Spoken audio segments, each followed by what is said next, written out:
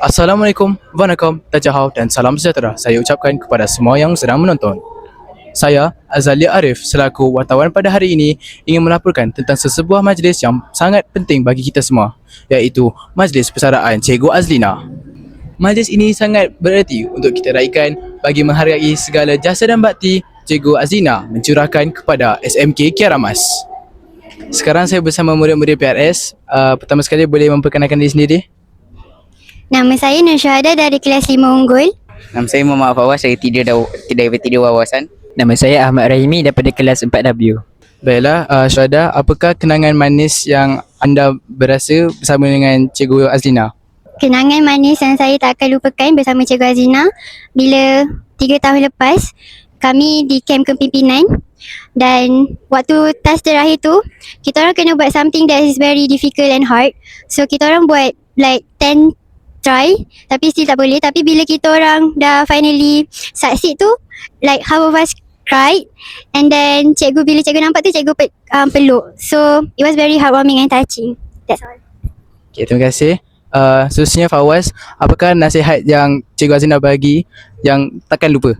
Saya masih ingat pada tahun lepas pada majlis PRS, saya ada masalah dengan cakap-cakap di depan orang ramai. Jadi saya meminta nasihat kepada Cikgu Azlina untuk bagi saya untuk jadi berani untuk cakap di depan orang ramai. Dan Cikgu Azlina kata janganlah awak ragu-ragu, janganlah awak takut untuk mengejar impian awak, dan saya jadi berani dan saya dapat menghadapi segala cabaran untuk mengejar impian-impian saya. Terima kasih Fawaz. Akhir sekali Rahimi, apakah ucapan yang anda mahu berikan kepada Cikgu Azlina? Kepada Cikgu Azlina, terima kasih Cikgu, selamat bersara. Saya ingin mengucapkan terima kasih atas segala jasa dan pengorbanan sepanjang Cikgu berkhidmat di sekolah ni.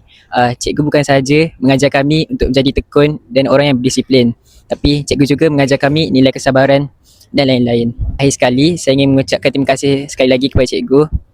Selamat bersara. Saya harap Cikgu dan keluarga Cikgu mendapat kebahagiaan dan kesejahteraan ketika waktu Cikgu bersara. Okay. Bye.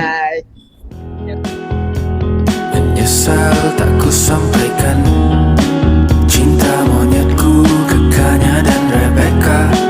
Apa kabar kalian di sana? Semoga hidup baik-baik saja. Tak belajar terkena getahnya saat bersama Tanya dan Safira. Ku percaya mungkin bukan jalannya, namun kalian banyak salah juga. Akhir kata, kami seluruh warga SMK Kiaramas berasa sangat sedih kerana terpaksa melepaskan seorang insan yang sangat berharga buat sekolah ini, iaitu Cikgu Azlina. Segala jasa, pengorbanan dan kenangan bersama Cikgu akan sentiasa terpahat dalam hati kami. Walaupun Cikgu Azlina tidak lagi bersama di SMK Kiaramas, doa dan ingatan kami akan sentiasa mengiringi langkah Cikgu. Semoga Cikgu Azlina terus diberikan kesihatan yang baik, kebahagiaan dan dipermudahkan segala urusan di fasa baru kehidupan. Terima kasih atas segala jasa dan dedikasi yang telah dicurahkan. Selamat bersara, Cikgu Azlina. Sahaja daripada saya pada hari ini.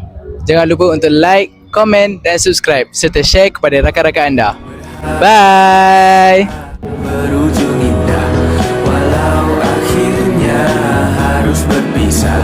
Terima kasih karena